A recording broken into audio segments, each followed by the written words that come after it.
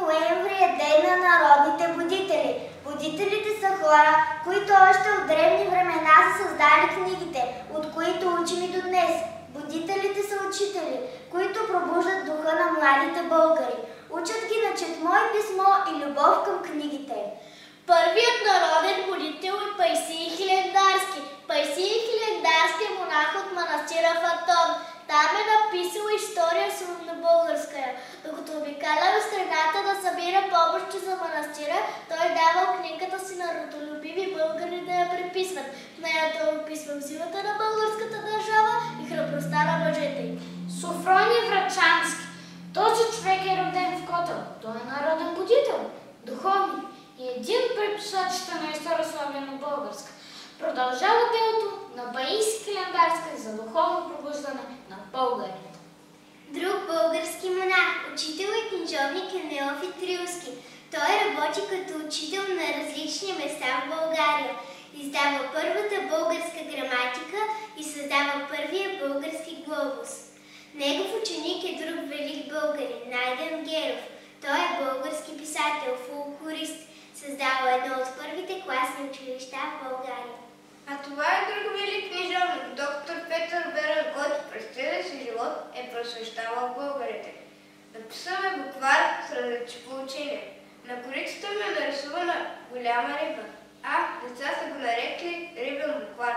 В него има задачи, стихчета, разкази и различни мъдрости. Името на този човек е Васил Априлов. Той е високообразован български търговец.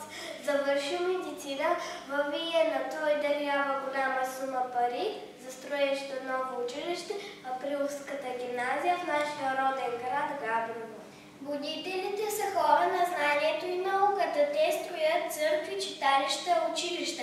Към тях с радост вървят малките звукарчета, както е написал народният будител Иван Вазов.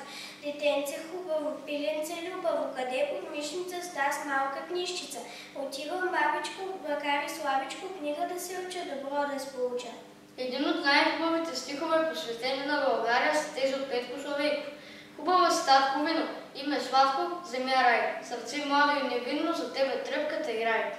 Нека отдадем почести на будителите борци за свобода.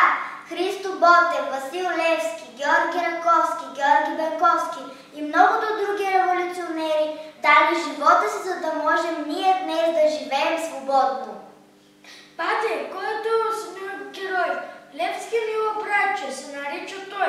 В робство и неволя беден се е родил, но за цар пораснал малкият Васил.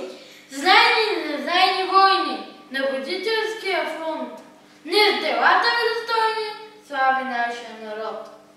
Умовете и душите, знанието да огрее, безпросветността решите, че напредък няма снег. Пълен път е с насрети, ама с неугасващ план. Не унивайте, будете, днес поклон и слава вам! Звезда ли в гържите ни огън запали, мечта ли красива ни вика на път, та ведра усмивка лицата ни гали, птици на воля в небето летят. О, вие будители верни народни, разбили тъмата на робската нощ, отдали живот, за да бъдем свободни, от вас за нашата сила и мощ. Следовници горди, достойни сме и ние, ще пазим съвета ви жив и свещен, додето в сърцата ни огън се крие